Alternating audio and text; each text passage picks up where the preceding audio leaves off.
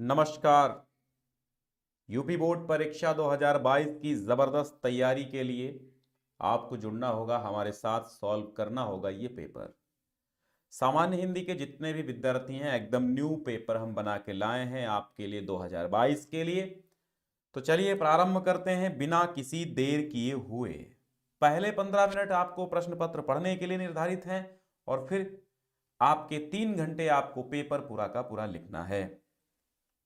Description में हमने already link दे दी है, जहां से इसे आप डाउनलोड कर पाएंगे। पहली लिंक से इसको डाउनलोड कर पाएंगे, दूसरी लिंक से 9/11 के एग्जाम डेट देख पाएंगे और तीसरी लिंक जो हमने दी है वो आपके प्री बोर्ड परीक्षा से रिलेटेड लिंक है, वो जरूर पढ़ लीजिएगा। अगर आपने वो वीडियो नहीं देखा है प्री बोर्ड परीक्षा के रिजल्ट वाला, तो वो भी देख लीजिएगा। तो खंड का में पहला प्रश्न आपके स्क्रीन पर यह रहा कि भाई निंदारस निबंध के रचनाकार कौन है, ये आपको बताना है। क्या निंदारस एक निबंध है, इसके रचनाकार कौन है, आपको फटाफट बता देना है।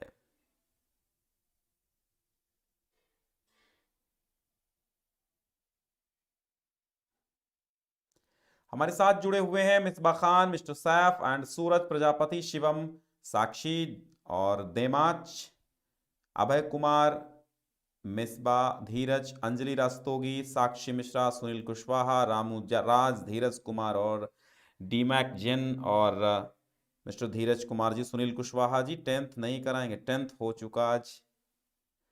चलिए शीलू राठौर, पारस सिंह, देखिए प्लेलिस्ट बनी हुई है, आराम से आप हर चीज देखते रहिए। अब मतलब आपको ये कहने की आवश्यकता नहीं कि सर ये वाला चैप्टर करा दीजिए, ये करा दीजिए, नहीं, सब हो चुका है। अब कुछ नहीं कहना है कि ये करा दीजिए, एवरीथिंग इज ओके भैया, एवरीथिंग इज ओके। प्लेलिस्ट में देखिए एवरीथिंग इज ओके, समझ गए आप? इसका मतलब समझते हैं कि A to Z चीजें जो भी आपके एग्जाम से रिलेटेड हैं, वो चाहे किसी चीज की क्वेरीज करने हो या चाहे क्वेश्चन आंसर हो या किसी के चैप्टर के रिलेटेड प्रॉब्लम हो, वो है ही नहीं हमारे चैनल पे।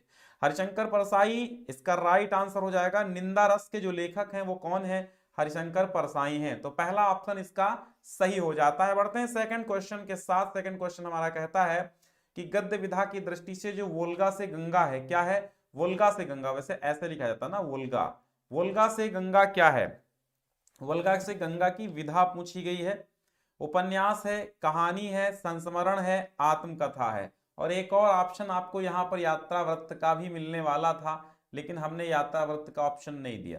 मान लो आप यात्रा वृत्त का भी ऑप्शन हो तो क्या लगाएंगे आप? ठीक है, चलो साक्षी मिश्रा, कोई बात नहीं, संस्कृत का भी मॉडल पेपर पड़ा हुआ है, आप पुराना देख लीजिएगा, वही सेम रहेगा।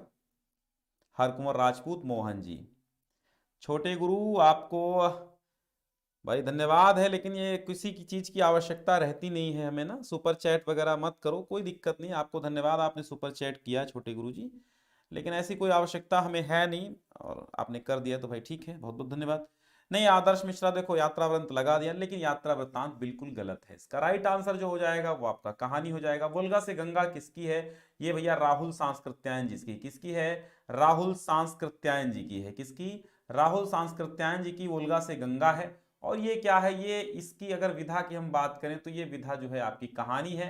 लेकिन आपको ऐसा लगेगा कि ये कहानियों का संग्रह भाई है, कि अगर आपको ऐसा लग रहा है ना कि यात्रा व्रत है तो आप गलत हैं, यात्रा व्रत नहीं है। और ऑप्शन में मिलता अधिकतर है। कन्हैयालाल मिश्र प्रभाकर की बाजे पायलिया के घुंघरू किस विधा की रचना है? अधिकतर क्वेश्चन विधा से आ गए हैं, तो आपसे किसी भी प्रकार से क्वेश्चन पूछे जा सकते हैं, इसलिए हर पेपर में मैं मोड़ मोड़ के आपको क्वेश्चन करा रहा हूं ताकि आपको कहीं पर भी डाउट या दिक्कत ना हो। सादर प्रणाम। चलिए अजय, अजय जी बहुत बहुत धन्यवाद, आप खुश रहें। अनिकेत विश्वकर्मा जी हैं, और सूरज प्रजापति हैं, विवेक जी हैं, और अजय जी हैं, रामाशंकर पाल जी हैं, एंड प्रांजल आर्यन जी हैं। 10th का मैथ का टाइम सुबह, सॉरी सुबह नहीं बोले, शाम को 6:30 के आसपास मैथ की चलती हैं क्लासेस। ओके, शराबी गेमर जी हैं और आदर्श मिश्रा जी हैं। चलो एडी शर्मा जी, कृष्णकांत यादव, ठीक है, मैं देख लेता हूं उसका राइट आंसर क्या हो जाएगा। तो कन्हैयालाल मिश्र प्रभाकर का बाजे पायलिया के घुंघरू, ये हमने पूछा है कि भाई इसकी विधा क्या है। ठीक है, तो संस्मरण है, ललित निबंध है, लघु कथा है, या फिर रेखा चित्र है, बताइए क्या है? ठीक है, बाजे पायलिया के घुंघरू, बाजे पायलिया के घुंघरू, इसमें पूछा क्या गया है? इसमें आपसे पूछा गया है कि विधा क्या है, तो ये इसका राइट आंसर आपका हो जाएगा सेकंड, यानी जिन लोगों ने बी लगाया है, बाजे पायलिया के घुंघरू। इसकी जो विधा है वो है ललित निबंध। क्या है? ललित निबंध है आपका बाजे पायलिया के घुंघरू। ठीक है, तो लगा लीजिए भाई, ललित निबंध है बाजे पायलिया के घुंघरू। ठीक है, चलो बढ़ते हैं अगले अगले क्वेश्चन की ओर।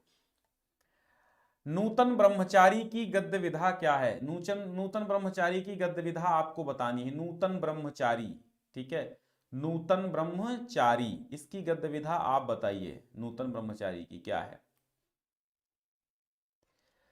नाटक है, कहानी है, उपन्यास है और निबंध है। ये क्या है? नूतन ब्रह्मचारी। क्या है? नूतन ब्रह्मचारी। तो नूतन ब्रह्मचारी की आपको गद्य विधा बतानी है कि नूतन ब्रह्मचारी कौन सी विधा की रचना है। नाटक है, कहानी है, उपन्यास है, निबंध है। भाई चलिए, बिल्कुल कुमार कौशिक जी बी बोल रहे हैं, और क्षमा पाठक जी हैं, रामू राज हैं, पारस सिंह जी हैं, विवेक जी हैं, मिस्टर फन है, दीमक जैन है, और विवेक शर्मा विश्वकर्मा जी हैं। चलो भाई अनिकेत जी, बिल्कुल काजल कनौजिया और गौरव कुमार जी, मतलबी जमाना जी, बिल्कुल जमाना मतलबी है भाई, सामान्य हिंदी के स्टूडेंट हैं, धन्यवाद। अच्छा लगा आप जुड़े। शिलू राठौर जी, चलिए एजी गेमर हैं, एजी स्टूडेंट हैं। अच्छा, दिनेश चक्रवर्ती जी हैं। तो नूतन ब्रह्मचारी एक अजान सौ सुजान है ना, ये किसकी है? बालकृष्ण भट्ट की है। किसकी है? बालकृष्ण भट्ट की है। अगर हम बात करें तो ये बालकृष्ण भट्ट की है, और बालकृष्ण भट्ट इसके क्या है? लेखक हैं। और ये इसकी पूछी गई है विधा। ठीक है, इसकी पूछी गई है विधा नूतन ब्रह्मचारी की। तो बता दीजिए भाई क्या है। अच्छा, कुछ लोग भी, अच्छा शिव शर्मा, चलिए भाई धन्यवाद है शिव शर्मा जी, आप जुड़े, है ना, इससे अच्छा कुछ हो ही नहीं सकता है। तो ये है आपका उपन्यास, बिल्कुल यहां पर राइट आंसर हो गया है आपका उपन्यास। ठीक है, चलो, तो ये बालकृष्ण भट्ट का क्या है? उपन्यास है, तो यहां पर उपन्यास टिक कर लीजिए भाई। केदारनाथ पांडे किस लेखक का वास्तविक नाम है? देखो, आपको सारे के सारे मॉडल पेपर करना है ताकि आपको हर एंगल से आपकी तैयारी हो जाए। ये नहीं है कि आपका एक चीज रह जाए अधूरी, हम नहीं चाहते हैं। इसलिए आपको जो तैयारी करनी है वो हर मॉडल पेपर को देखना है, हर तरफ से करनी है। घुमा के प्रश्न कहां से पूछा जाए किसी को अंदाजा नहीं होता। हाँ, ये मैं बता सकता हूं कि किस टॉपिक से प्रश्न पूछा जा सकता है, और वो ऑलरेडी मैं बता भी चुका हूं एक वीडियो में कि कौन कौन से क्वेश्चंस आएंगे, कौन कौन से टॉपिक इंपॉर्टेंट हैं। तो वो भी आप पढ़ लीजिएगा, प्लेलिस्ट में पड़ा हुआ क्लास 12 सामान्य हिंदी 2022 की प्लेलिस्ट है। अगर आपको नहीं मिल रही है तो आप हमें व्हाट्सअप कर दीजिएगा। अबाउट सेक्शन में हमारा व्हाट्सअप नंबर है, ओनली चैट कीजिएगा, कॉल अलाउ नहीं है। हाँ अलाउ है, सुबह 9 बजे से लेकर के दोपहर 3 बजे तक आपको अलाउ है कॉल, इसके अलावा नहीं। बाकी आप चैट ही करें तो बेहतर रहेगा। अबाउट सेक्शन में नंबर है, डिस्क्रिप्शन में भी नंबर मिल जाएगा। केदारनाथ पांडे किस लेखक का वास्तविक नाम है? अज्ञेय का है, जयशंकर प्रसाद का है, राहुल सांस्कृत्यायन का है, या फिर श्रद्धा राम फुल्लौरी का है? ये बताना है आपको। ठीक है, किसका है? श्रद्धा राम फुल्लौरी का है। किसका है केदारनाथ पांडे वास्तविक नाम? ठीक है, तो यहां पे आपका जो आंसर सही हो जाएगा वो आपका हो जाएगा सी, यानी कि राहुल सांस्कृत्यायन। ओके, राहुल सांस्कृत्यायन, केदारनाथ पांडे इनका नाम था। केदार पांडे भी कुछ लोग बोल देते हैं। तो राहुल सांस्कृत्यायन जी का है, थर्ड आपका यहां पर सही हो गया है। अब चलते हैं काव्य के 5 प्रश्नों की ओर। 5 ऑब्जेक्टिव आते हैं काव्य से, और 5 ऑब्जेक्टिव गद्य से आते हैं। आपको पता है 10 अंकों में, बताने की आवश्यकता नहीं। जो रेगुलर बच्चे हैं सब जानते हैं, वो सब जानते हैं कि मैं कैसा करवाता हूं, क्या क्या करवाता हूं, सारी जानकारी मैं दे चुका हूं। रीतिबद्ध काव्य धारा के कवि हैं भूषण हैं, घनानंद हैं, बोधा हैं, आलम है, ठाकुर हैं ना, इनमें से कोई नहीं है। बोधा और ठाकुर दो अलग अलग कवि हैं, इनमें से कोई नहीं। कौन सा आंसर इसका हो जाएगा? फटाफट कमेंट कर दीजिए। ठीक है, प्रदीप जी, अजीत सोनकर जी, आकाश राजपूत जी हैं, गौरव राव जी हैं। ठीक है चलिए, रीतिबद्ध देखिए, हमारी रीति काल में 3 धाराएं चली थी। 3 धाराएं कौन कौन सा चली थी? एक तो रीतिबद्ध थी, रीति मुक्त थी, और एक रीति थी। ठीक है, रीतिबद्ध, रीति मुक्त, रीति सिद्ध, 3 काव्य धाराएं चली थी रीति काल में। तो इनमें से आपको यही बताना है कि इनमें से कौन सा कवि किस धारा का। ऑलरेडी इस पर हम वीडियो दे चुके हैं, तो आप देख लीजिएगा सर्च करके, ज्ञान सिंधु जरूर लगाएं जो भी हमारा सर्च करना है आपको। तो रीतिबद्ध के हम कवियों की अगर बात करें, भूषण, बिहारी, आचार्य, केशव, ये सब हैं। बिहारी हालांकि रीति सिद्ध है, ठीक है। तो आपका रीति जो बिहारी हैं वो रीति सिद्ध हैं, लेकिन रीतिबद्ध में भी आते हैं। तो यहाँ पर रीतिबद्ध की बात की गई है तो भूषण, बिहारी, आचार्य, केशवदास हैं। तो यहाँ पर देखो जो हैं ये भूषण हैं आपके राइट आंसर, ठीक है। हमने रीति देखिए अगर हम रीतिबद्ध की बात करते हैं, रीतिबद्ध की, तो एक तो भूषण है, भूषण भी हो जाते हैं, भूषण रीतिबद्ध आप मान सकते हैं। और भूषण के साथ साथ आप केशवदास को भी मान सकते हैं। किसको? केशवदास, जिन्होंने रामचंद्रिका लिखी थी। और बिहारी को भी कुछ कुछ मान सकते हैं, लेकिन बिहारी जो आपके हैं वो रीति सिद्ध में चले जाते हैं। कहाँ? रीति सिद्ध में चले जाते हैं, इसमें भी आ जाते हैं। ओनली वन बिहारी ही रीति सिद्ध में माने जाते हैं, और भी हैं लेकिन मेन बिहारी ही माने जाते हैं रीति सिद्ध में। और एक आता है रीति मुक्त, ठीक है। ये जो रीति मुक्त आता है इसका नाम क्या हो जाता है? इसमें होते हैं घनानंद, इसमें घनानंद हैं, इसमें बोधा हैं, ठीक है, इसमें आलम है, इसमें द्विजदेव हैं, ठीक है। इसमें तमाम लोग आ जाते हैं इसके अंतर्गत, ठीक है। तो इसमें घबराने की आवश्यकता नहीं है। तो भूषण यहां लगाइएगा। और अगर आप देखिएगा कामायनी महाकाव्य है, यहां महाकाल लिख गया। महाकाव्य में सर्गों की संख्या, तो वो पीडीएफ पानी है इस पेपर की, डिस्क्रिप्शन में पहला लिंक है। कामायनी महाकाव्य में सर्गों की कितनी संख्या है हमने आपको बताया था। अगर साकेत का पूछा जाए तो साकेत में 12 सर्ग हैं, यानी द्वादश सर्ग। यहाँ 12 का कभी कभी द्वादश भी लिखता है, तो द्वादश भी याद रखिएगा। साकेत में 12 सर्ग हैं। अब कामायनी में 9, 12, 15 या फिर 17 आपको राइट आंसर बताना है। बिल्कुल राम अवतार शर्मा जी बोल रहे हैं, चलिए ठीक है।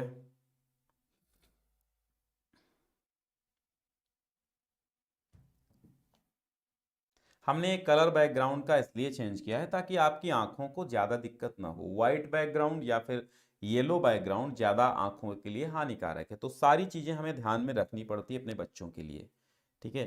बलराम प्रजापति, अपूर्वा द्विवेदी जी, यहाँ पे बिल्कुल देखिए, यहाँ पे सी आपका थर्ड आंसर आपका राइट है। जो 15 है कामायनी में हमने बताया था कितने? 15 हैं, ठीक है। कामायनी में 15 सर्ग हैं और साकेत में 12 हैं। याद रखिएगा रामचरितमानस में 7 कांड हैं, ठीक है। सूर सागर के वर्ण विषय का आधार क्या है? श्रीमद् भागवत गीता है, विष्णु पुराण है, केनोपनिषद है, फिर मनुस्मृति है। सूर सागर सूरदास की है और बहुत ही मशहूर कृति है। सूर सागर की सूरदास, सूरदास की सूर सागर, ठीक है। तो ये जो है इसका वर्ण विषय पूछा गया है। क्या ये श्रीमद् भागवत गीता से ली गई है, या फिर विष्णु पुराण की कहानी है, या फिर केनोपनिषद की कहानी, या फिर मनुस्मृति की कहानी इसमें इन्वॉल्व है सूरसागर में। वर्ण विषय का मतलब होता है कि वो कथानक स्टोरी कहां से गढ़ी गई है ना। तो वर्णन कहां से, कि कहां से विषय लेकर के वर्णन किया गया है, ये चीज पूछी जाती है। तो यहां पे आपका जो राइट आंसर है वो श्रीमद् भगवत गीता हो जाती। जिन बच्चों ने ए आंसर दिया है, लक्ष्य जी, निखिल सिंह, एडी शर्मा जी, नहीं विष्णु पुराण थोड़ी ना है, अपना टैलेंट जी हैं, और गौरव कुमार जी हैं, तानिया गेमिंग जी हैं। चलो सक्षम पांडे जी बिल्कुल, हाँ रोहित तिवारी जी, चलो विमल, राम अवतार वर्मा और सिंगल गेमर जी हैं, मिसबा खान है, चलिए ठीक है। सैनी साहब जी हैं, सैम मसीह जी हैं, सैम मसीह जी। तो ठीक है, आपका श्रीमद् भगवत गीता आपका राइट आंसर यहाँ पे हो जाएगा। और बढ़ते हैं, हिंदी साहित्य के आदिकाल के लिए श्री सिद्ध सामंत काल का नाम किसने दिया था? यानी आपका जो आदिकाल है, आदिकाल, इस आदिकाल को सिद्ध सामंत काल का नाम किसने दिया था? राहुल सांस्कृत्यायन ने दिया था, आचार्य शुक्ल ने दिया था, राम कुमार वर्मा ने दिया था, या फिर डॉक्टर नगेंद्र ने दिया था? आप बताइए हमें कमेंट बॉक्स में, ठीक है। सिद्ध सामंत काल किसने दिया था नाम?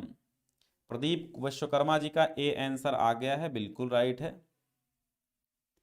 देखिए बज्ज रिएक्शन जी, रिक्रिएशन, अच्छा बज्ज रिक्रिएशन जी हैं भाई, अंग्रेजी मुझे पढ़ने में थोड़ा सा दिक्कत होती है। स्मार्ट ट्रिक यही है कि हमने एक वीडियो आपको दिया है कि 95% कैसे लाएं 2 माह में पढ़ करके। तो वो वीडियो ऑलरेडी आप ज्ञान सिंधु जरूर लगाइए जब सर्च करिए, या फिर चैनल पे चले जाइए तो वहाँ 95% वाला फार्मूला रखा हुआ है, प्लेलिस्ट में भी मिल जाएंगे। तो उससे आप जो जो टॉपिक हमने बताए हैं कवर कर लीजिए तो ज़्यादा बेहतर रहेगा, ठीक है। बाकी क्या है, अभी अभी 2 मंथ हैं तो आप तैयारी कायदे से कर सकते हैं, कोई ज्यादा वो दिक्कत नहीं है, इश्यू नहीं हुआ अभी। तो सिद्ध सामंत काल राहुल सांस्कृत्यायन ने दिया है। ओके, तो राहुल सांस्कृत्यायन इसका राइट आंसर है, आप याद कर लीजिए। राहुल सांस्कृत्यायन ने सिद्ध सामंत काल इसका नाम दिया है। किसका? ये जो आदिकाल आपका था, तो आदिकाल को सिद्ध सामंत काल राहुल सांस्कृत्यायन ने क्या कहा है। और ये कई बार प्रश्न आपकी बोर्ड परीक्षा में आया है। अंतिम प्रश्न ऑब्जेक्टिव रहा ये कि किस कवि को ज्ञानपीठ पुरस्कार नहीं मिला था, रामधारी सिंह दिनकर को, पंत को और जयशंकर प्रसाद को, या फिर महादेवी वर्मा को। तो इन सबका वर्णन हमें धीरे धीरे करना होगा। तो आप एक सबसे पहले ये चीज समझिए कि दिनकर को उर्वशी पर ज्ञानपीठ पुरस्कार मिला था। ठीक है, कई बार क्वेश्चन ये इसकी चर्चा भी कर चुके हैं और कई बार बोर्ड परीक्षा में पूछा गया। दिनकर को उर्वशी पर मिला था, पंत को चिदंबरा पर मिला था, चिदंबरा पर ज्ञानपीठ पुरस्कार मिला था, प्रसाद को नहीं मिला था, महादेवी वर्मा को यामा पर मिला था। ठीक है, तो इन 3 लोगों को मिला था, लेकिन जयशंकर प्रसाद को आपका ज्ञानपीठ पुरस्कार नहीं मिला था। तो आपका राइट आंसर यहां पर है क्या? जो सही नहीं है वही सही है, यहां पर जयशंकर प्रसाद। ओके, बढ़ते हैं अब गद्यांशों की ओर। गद्यांश अगर आपको करने हैं तो यहाँ पे 10 अंक आपको मिलने वाले हैं। बिल्कुल शीलू जी, बिल्कुल आलोक यादव, कृष्णा मोटिवेशन, रोहित रवि सिंह, मतलबी जी, आमिट गेमिंग जी, निखिल सिंह जी, मिश्रा शशांक जी हैं, रितु जी हैं, शिव जी हैं, और प्रदीप जी हैं, राम अवतार जी हैं, रोहित जी हैं, रोहित तिवारी जी हैं, है ना, सूर्या कबड्डी हैं। ठीक, चलो भाई अब बढ़िए अपने गद्यांश की ओर। बता दीजिए कि भाई जो गद्यांश है ये कहाँ से लिया गया है। सिंपल सा है लेकिन बहुत ही इंपॉर्टेंट। यहाँ पे आप इसको मोस्ट इंपॉर्टेंट लगाइए। क्या लगाइए? Most important for 2022 and every exam. जब तक सिलेबस आपका ये चेंज न होगा तब तक ये इंपॉर्टेंट है, ये समझिए। भूमि का निर्माण देवों ने किया है और वो अनंत काल से है। तो यहीं पर प्रश्न बन गया कि भूमि का निर्माण किसने किया है? देवों ने किया है। अनंत कब से है? अनंत काल से है। भौतिक रूप, सौंदर्य और समृद्धि के। तो यहाँ पे सबसे पहले प्रश्नों पढ़िए। तो यहाँ पे प्रश्न है कि गद्यांश के पाठ का नाम, लेखक का नाम। तो यहाँ पे आप लिख देंगे वासुदेव शरण अग्रवाल, वासुदेव शरण अग्रवाल। ठीक है, ये क्या है? इसके लेखक हैं। और पाठ का नाम है राष्ट्र का स्वरूप। ठीक है, क्या नाम है? राष्ट्र का स्वरूप। अब यहां पर आपको उपयुक्त गद्यांश के पाठ का नाम, लेखक और रेखांकित अंश की व्याख्या करनी है। आपको कैसे करेंगे? आप यहां लिखेंगे कि प्रस्तुत रेखांकित अंश में क्या कहेंगे? क्या लिखेंगे कि प्रस्तुत रेखांकित अंश में डॉक्टर वासुदेव शरण अग्रवाल जी कहते हैं।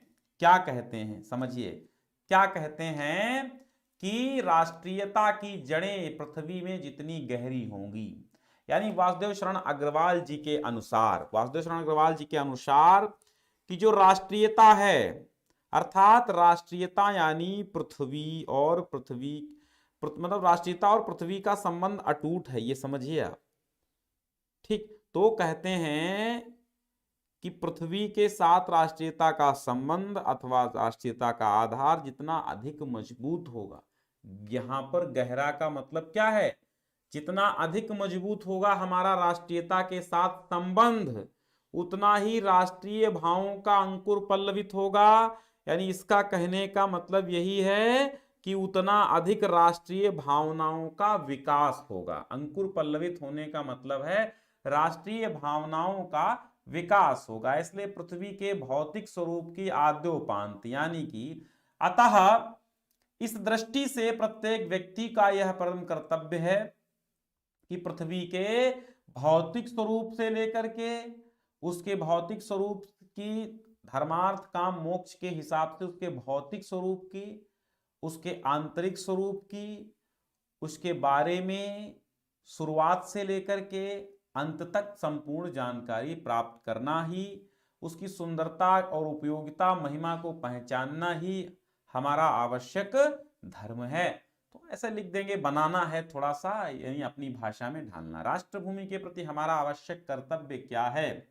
कि हम अपनी मातृभूमि की रूप, सौंदर्य, समृद्धि के प्रति सचेत रहें और इस किसी भी दशा में इस भूमि के रूप में उन सौंदर्य आदि को विकृत न होने दें, बिगड़ने न होने दें। ठीक है, यहां पर देखिए, यहां पर लिखा है उसके भौतिक रूप, सौंदर्य और समृद्धि के प्रति सचेत होना ही हमारा आवश्यक कर्तव्य है। यानी उत्तर आपको कहीं दूसरी जगह ढूंढने नहीं जाना है, सब इसी में है। राष्ट्रभूमि के प्रति कर्तव्य हो गया, किस प्रकार की राष्ट्रीयता को लेखक ने निर्मूल कहा है। यानी जो राष्ट्रीयता पृथ्वी के साथ जुड़ी नहीं होती है वो क्या है, निर्मूल है ना। ये पृथ्वी सच्चे अर्थों में क्या है, ये पृथ्वी सच्चे अर्थों में क्या है, ये पृथ्वी सच्चे अर्थों में समस्त राष्ट्रीय विचारधाराओं की जननी है। तो ये भी हो गया। दूसरा है, मैं यह नहीं मानता कि समृद्धि और आध्यात्म एक दूसरे के विरोधी हैं या भौतिक वस्तुओं की इच्छा रखना कोई गलत सोच है। अब यहाँ पे देखिए ये लिया कहां से गया है, सबसे पहले इसका रेखांकित अंश समझिए। ये लिया कहां गया है, हम और हमारा आदर्श से लिया गया, हम और हमारा आदर्श। और जब इसकी बात आती है तेजस्वी मन के संपादित अंश की बात आती है, हम और हमारा आदर्श की बात आती है, तो आपको समझना चाहिए कि भाई एपीजे अब्दुल कलाम जी की, ठीक है, एपीजे अब्दुल कलाम जी की लिखी हुई हैं ये पंक्तियां। तो यहां पे क्या कहा गया कि आप सबसे पहले देखिए, पहला प्रश्न यही कहता है कि आप इसके पाठ का नाम और लेखक का नाम बता दीजिए। तो हमने बता दिया आपको। फिर कहता है कि रेखांकित अंश की व्याख्या कीजिए। तो यहां पर देखिए, ऊपर देखिए, यहां से रेखांकित अंश चालू है। ये क्या कह रहा है कि हम अपने आसपास देखेंगे तो पाएंगे कि खुद प्रकृति भी यहां पर युवाओं को प्रोत्साहित करते हुए डॉक्टर एपीजे अब्दुल कलाम कहते हैं कि अगर आप बिना मन से, बेमन से कोई काम करेंगे तो आपका कोई काम सिद्धि होने के कगार पर नहीं पहुंचेगा। अगर आप अपने आसपास अगर देखेंगे, नजर दौड़ाएंगे, तो यही आपको दिखेगा, आपकी दृष्टि में यही आएगा कि स्वयं यह प्रकृति भी कोई किसी भी काम को अर्ध मन से नहीं करती, अधूरे मन से नहीं करती, तन और मन धन तीनों चीजें लगा करके करती है। आप उदाहरण के तौर पर आप किसी सुंदर उपवन में चले जाइए जहां पर आपको हर मौसम में आपको फूलों की बहार देखने को मिल जाएगी। और ऊपर आकाश की तरफ यदि आप देखते हैं तो ब्रह्मांड भी आपको अनंत तक, यानी कि सीमाहीन, असीमित दिखाई देगा। आपके यकीन से भी अलग, आप जिस पर विश्वास नहीं कर पाएंगे, इनक्रेडिबल एंड अविश्वसनीय आपको दिखेगा। ठीक है, समझ में आया। तो ये थी रेखांकित अंश। लेखक किनको एक दूसरे का विरोधी नहीं मानता, तो यहां पर आपको लिखा होगा, देखिए, हाँ, समृद्धि और आध्यात्म एक दूसरे के विरोधी नहीं है। ठीक है, ये लेखक मानता है। तो समृद्धि अपने, अच्छा, ये कहता है कि डॉक्टर कलाम समृद्धि की कद्र क्यों करते हैं, समृद्धि अपने साथ क्या लाती है। तो इसका उत्तर देखिए, लेखक कलाम कहते हैं कि अच्छा, समृद्धि की कद्र करता हूं क्योंकि समृद्धि अपने साथ सुरक्षा और विश्वास लाती है, जो अंततः हमारी आजादी को बनाए रखने में क्या करती है, सहायक है। तो पूरा आंसर ऐसे लिख देंगे, एक ही क्वेश्चन है ना वो। प्रस्तुत गद्यांश में लेखक ने छात्रों को क्या संदेश दिया है, तो छात्रों को संदेश दिया है कि कोई भी कार्य अधूरे मन से नहीं करना चाहिए। ठीक है, कोई भी कार्य आपको क्या करना है, अधूरे मन से नहीं करना है। यदि आप कोई काम अधूरे मन से करते हैं तो समझ लो आप काम को पूरा करने वाले नहीं है या पूरा करना नहीं चाहते हैं। ये पहचानिए और कमेंट कीजिए। शक्ति के विद्युत कण जो व्यस्त विकल बिखरे हैं, हो निरुपाय समन्वय उसका करे, समस्त विजयनी मानवता हो जाए, विजयिनी मानवता हो जाए। यहां पर अंतिम पंक्तियां श्रद्धा मनु की हैं, आप समझ रहे हैं, श्रद्धा मनु से लिया गया है। और श्रद्धा मनु में मनु को श्रद्धा समझाते हुए अंत में कहती है कि ये जो छोटे छोटे शक्ति के विद्युत खंड हैं, ये जो बिखर गए हैं, ये इधर उधर आपस में नहीं मिल पा रहे हैं। यदि ये बिखर गए हैं, मतलब टूट कर इधर उधर बिखर गए हैं, जो छोटे छोटे शक्ति के टुकड़े, तो अगर उसका समन्वय किया जाए, यानी सीधी सी बात है, श्रद्धा मनु से कहती कि जीवन के प्रति हताशा और निराशा, इस सभी को त्याग कर आपको लोक मंगल के कार्यों में लगना चाहिए। इसके लिए सबसे महत्वपूर्ण बात यही है कि मुख्य कार्य संसार की विभिन्न शक्तियों में पारस्परिक समन्वय स्थापित करना है। यानी विश्व की बिखरी पड़ी हुई जितनी भी शक्तियां हैं, विश्व के विद्युत कणों के समान जो भी करोड़ों करोड़ों शक्तियां हैं, वे सब बिखरी पड़ी हैं, जिसके कारण जीवन में उनका कोई भी उपयोग नहीं हो पा रहा है, ना तो उपभोग हो पा रहा है। उन सब शक्तियों को अगर एकत्रित कर लिया जाए, उसमें समन्वय स्थापित कर दिया जाए, जिससे उन शक्तियों का अधिक से अधिक उपयोग और दोहन होगा, इसी में मानवता का कल्याण है। यदि आप ये समन्वय स्थापित करने में सफल हो गए तो सब जगह मानवता का साम्राज्य स्थापित हो जाएगा और मानवता विजयी हो जाएगी। बस इसका ये अर्थ है। और उपयुक्त पद्यांश के शीर्षक और कवि का नाम बताइए। तो शीर्षक क्या है? शीर्षक श्रद्धा मनु है, कवि जयशंकर प्रसाद है। रेखांकित अंश बता ही दिया। इन पंक्तियों में श्रद्धा ने मनु को कौन सी बात बताई है? इस पंक्ति में श्रद्धा ने मनु को कौन सी बात बताई है? तो आप इसको लिखिएगा कि इसमें मनु को मानवता की विजय का उपाय बताया है। ठीक है, मानवता की विजय का उपाय। समस्त सृष्टि की रचना किनसे हुई है? छोटे छोटे विद्युत खंडों से हुई है। समस्त सृष्टि की रचना शक्तिशाली विद्युत कणों से हुई है। श्रद्धा मनु को किस प्रकार मानवता का साम्राज्य स्थापित करने के लिए प्रेरित करती है? तो आप उत्तर दीजिएगा। श्रद्धा मनु को बिखरी पड़ी समस्त शक्तियों को एकत्रित करके उनका उपयोग द्वारा, उनका समन्वय करके उपयोग द्वारा मानव को का साम्राज्य स्थापित करने के लिए प्रेरित करती है। चिर सजग आंखें उनीदी, आ गया महादेवी वर्मा जी का।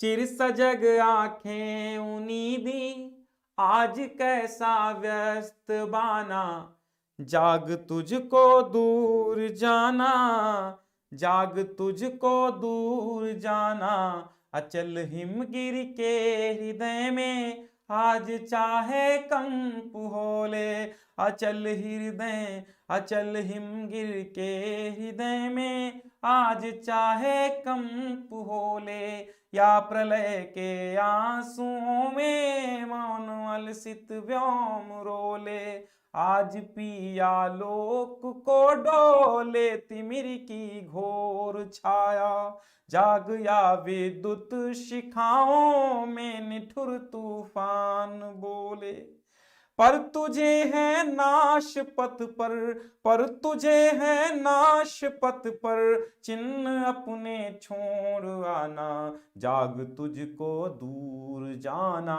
जाग तुझको दूर जाना। यहाँ पे सबसे पहले तो आपको ये बताया जाएगा कि भाई जो रेखांकित अंश है उसकी व्याख्या कीजिए, पद्यांश का संदर्भ बताइए। तो प्रस्तुत रेखांकित अंश में महादेवी वर्मा कहती हैं कि हे पथिक, तुम्हारी सदा सचेत रहने वाली आंखें, चिर सजग सदैव सचेत रहने वाली सदैव जागती हुई आंखें आज उनीदी क्यों है? उनीदी अर्थात नींद से बोझिल क्यों है? आज तुम्हारा ये वेशभूषा ये व्यस्त व्यस्त क्यों लग रही है? तुम्हारी ये वेशभूषा व्यस्त क्यों है? तुम खुमारी में क्यों हो? अस्त व्यस्त क्यों है तुम्हारी वेशभूषा? ऐसा प्रतीत हो रहा है क्या कि तुम अपने घर पर ही विश्राम कर रहे हो? तुम ये भूल गए हो कि तुम्हारी लंबी यात्रा है, तुम्हें बहुत दूर जाना है, बहुत लंबी यात्रा पर जाना है, इसलिए तुम्हें आलस्य में नहीं पड़ना है, तुमको जागना है और दूर तक जाना है अपने लक्ष्य के प्रति। यानी यही बात कही गई है कि साधना मार्ग में साधक को जितनी भी कठिनाइयां आती हैं, जितनी भी बाधाएं आती हैं, सबका सामना करना पड़ता है, और जो इनसे घबरा जाता है, इनसे हताश हो जाता है, इनसे निराश हो जाता है, बेटा वो घर भाग आता है। इसलिए आपको समझना, यहाँ पे महादेवी वर्मा कहती हैं कि अचल हिमगिर, यानी जो हिमालय सदियों से खड़ा हुआ स्थिर है, अचल है, हिलडुल नहीं रहा है, उसके हृदय में भी चाहे कंपन क्यों न हो जाए, या ये जो मौन से अलसाया हुआ आकाश मंडल है वो चाहे प्रलयंकारी आंसुओं से क्यों न रोने लगे, चाहे आज प्रकाश को तिमिर अर्थात अंधकार की घोर छाया ही क्यों न निगल जाए, चाहे विद्युत शिखाओं में, विद्युत की शिखाओं में चाहे निष्ठुर तूफान गरजने लगे, तूफान चलने लगे विद्युत की शिखाओं से युक्त, पर तुम्हें इस नाशपथ अर्थात संसार में, अपने इस असार संसार में, इस नाशपथ पर अपने चरण चिन्हों को छोड़ करके जाना है। इस साधना के मार्ग पर तुम जाग पड़ो, तुम्हें दूर जाना। रेखांकित अंश की ही करनी है व्याख्या।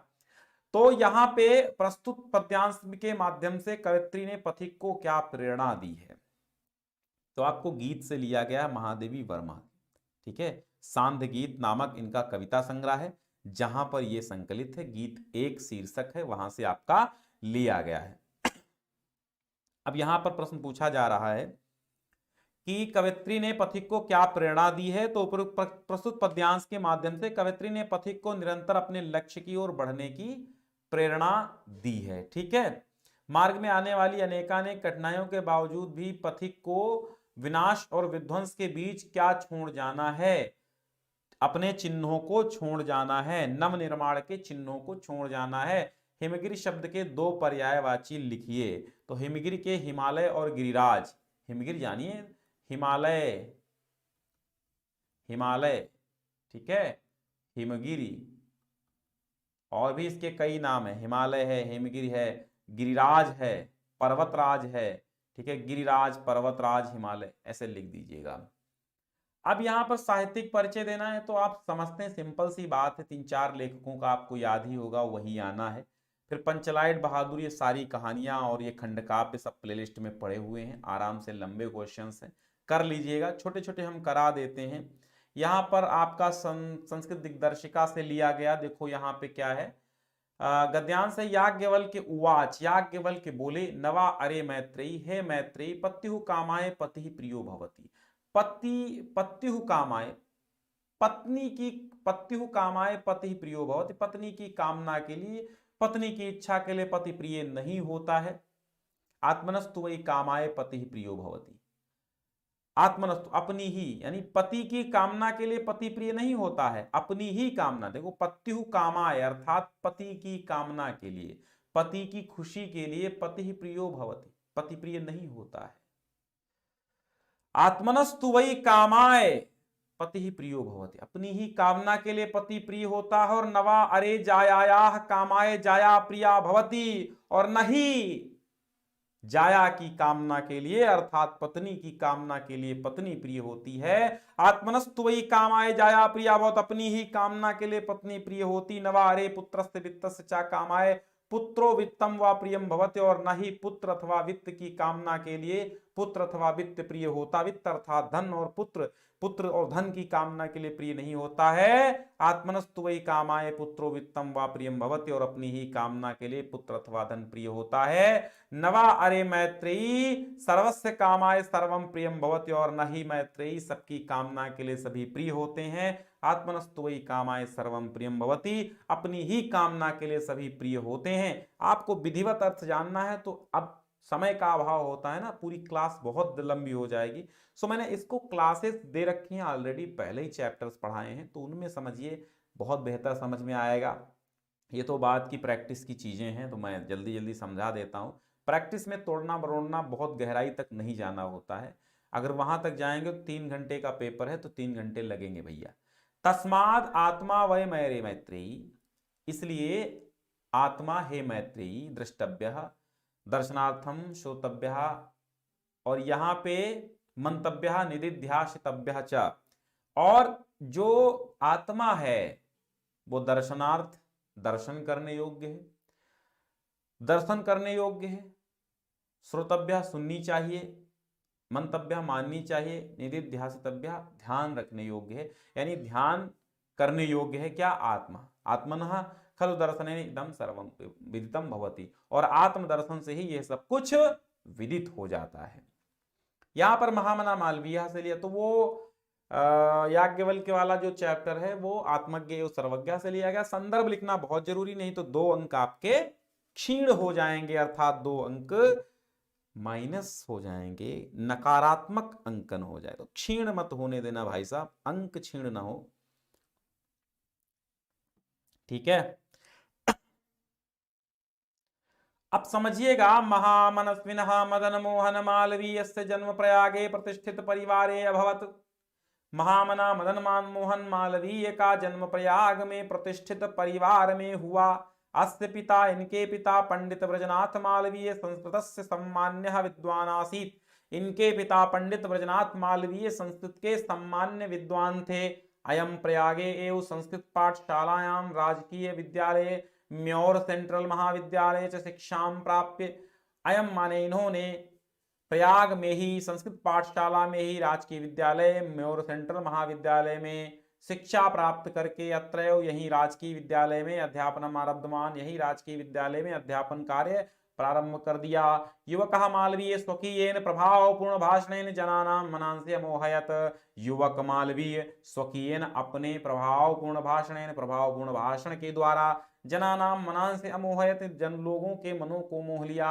अतः अस्य सुहृदः, इसलिए इनके सुहृद, तम प्राण विभाग पदवी प्राप्य, इनके सुहृद मित्रों ने, यानी सुहृद अर्थात मित्रों ने इनको प्राण विभाग अर्थात बैरिस्टर की पदवी प्राप्त करके देशस्य श्रेष्ठताम सेवा कर तुम, देश की श्रेष्ठतर सेवा करने के लिए प्रेरित किया। तदनुसारम अयम विधि परीक्षा उत्तीर्ण, उसके अनुसार इन्होंने विधि परीक्षा उत्तीर्ण करके प्रयागस्थे, प्रयाग में स्थित उच्च न्यायालय में प्राण विभाग कर्म कर्तुम आरभत, वकालत का कर्म करना प्रारंभ कर दिया। विधेय प्रकृष्ट ज्ञानेन, विधि अर्थात कानून में प्रकृष्ट ज्ञान होने के कारण मधुरालापेन, मधुर आलाप के द्वारा, उदार व्यवहारेण, उदार व्यवहार के द्वारा, चा अयम और अयम इन्होंने शीघ्र में और जल्द ही मित्राणाम, मित्रों, न्यायाधीशानाम चा और न्यायाधीशों के सम्मान के प्राप्त हो गए। ये बहुत जल्द ही मित्रों और न्यायाधीशों के सम्मान के प्राप्त हो गए। अब यहां पर पद्यांश दिया गया है, तो क्या करना है भैया, इस पद्यांश को आपको क्या करना है, इस पद्यांश को, वाह भाई वाह, अरे इसका हिंदी अनुवाद करना है, इसका भी, हाँ जी इसका भी। परोक्षे कार्य हंतारम प्रत्यक्षे प्रियवादिनम, परोक्षे कार्य हंतारम प्रत्यक्षे प्रियवादिनम, वर्जयेत तादृशं मित्रम विष्कुंभम पयोमुखम, जो पीठ पीछे कार्य बिगाड़ता है और प्रत्यक्ष में प्रिय बोलने वाला होता है, ऐसे मित्र को त्याग देना ही उचित होता है, क्योंकि ऐसे मित्र विषकुंभम पयोमुखम, ऐसे मित्र उस घड़े के समान होता है जिसके पेट में तो विष और मुख में दूध भरा रहता है। विद्या विवाद ऑलरेडी मैं बता चुका हूं, ये उस पेपर में भी आया था।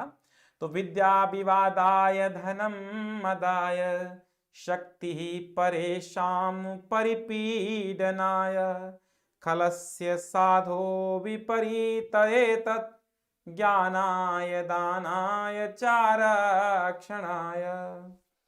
विद्या विवाद के लिए, धन घमंड के लिए, शक्ति दूसरों को पीड़ा पहुंचाने के लिए, खलस्य दुष्ट की और साधो अर्थात सज्जन की इसके विपरीत, क्या शक्ति वो धन दान के लिए, सॉरी विद्या ज्ञान के लिए और धन दान के लिए तथा शक्ति रक्षा के लिए होती है।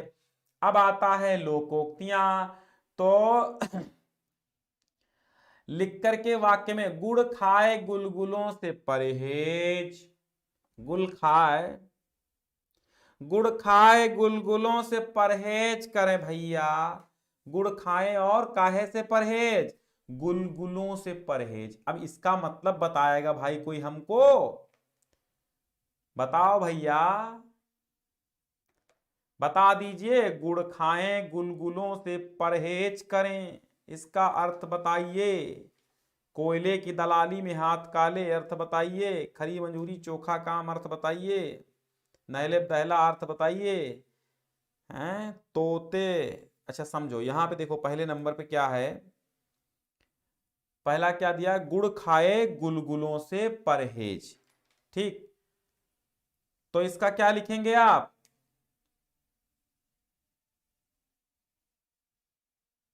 नहीं आया, नहीं आया, नहीं आया। गुड़ खाए गुलगुलों से परहेज करे।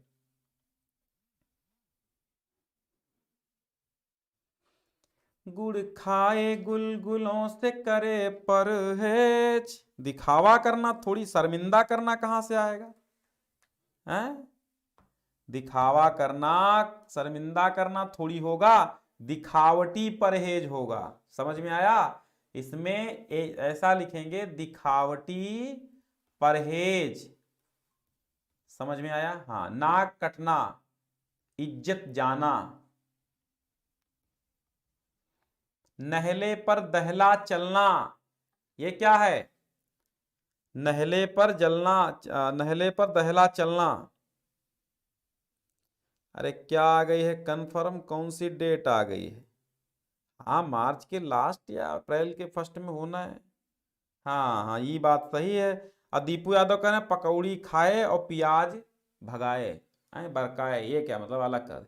नहले पे दहला, तो नहले दहला का मतलब होता है किसी की कही गई बात को अपनी बात कहकर महत्वहीन कर देना। ठीक है, ये होता है नहले पे दहला।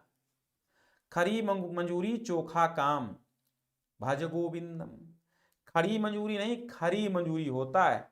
खरी, खरी मंजूरी। ठीक है, खरी मंजूरी चोखा काम, धर्म की बात है, भज गोविंदम। बिना किसी समस्या के अच्छी आय।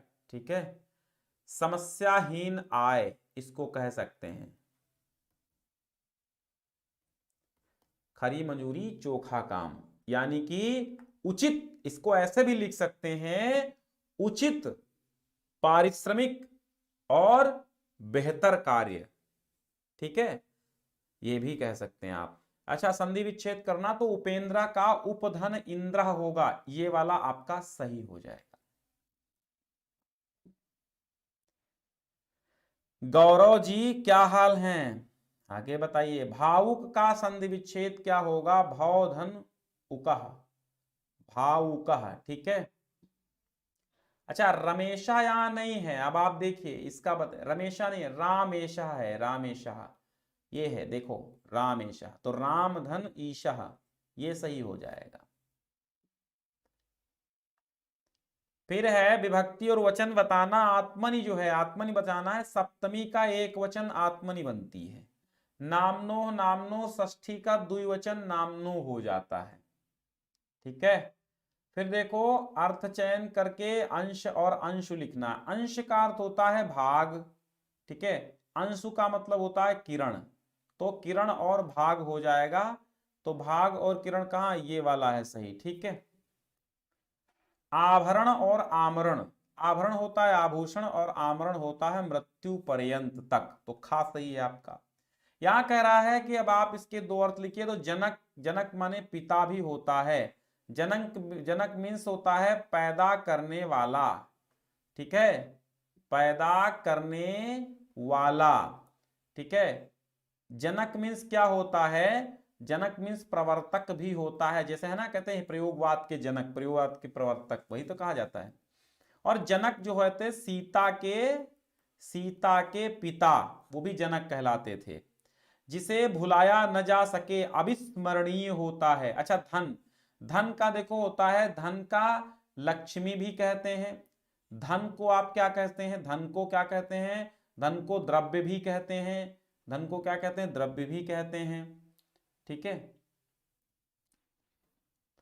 धन। और हरि के मतलब, हरि वानर को भी हरि कहा जाता है, मेढक को भी कहा जाता है, भगवान को भी कहा जाता है। हो गया।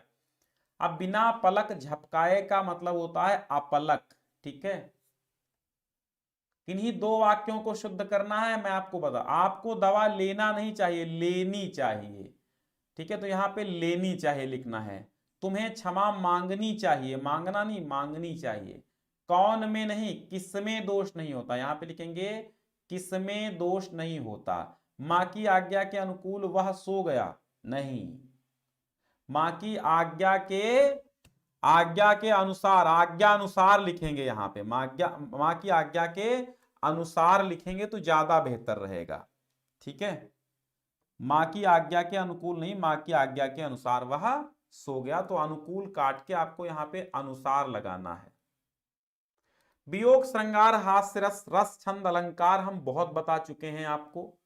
ठीक है। ये सारे ये जो आपके गंदगी वाले हैं फैली हुई मोहल्ले में, पत्र भी बता चुके हैं, तो आज ये हम नहीं बताएंगे क्योंकि ऑलरेडी बहुत बार बता चुके हैं। निबंध आपके यही इंपॉर्टेंट है ही हैं मेरे प्रिय साहित्यकार वगैरह।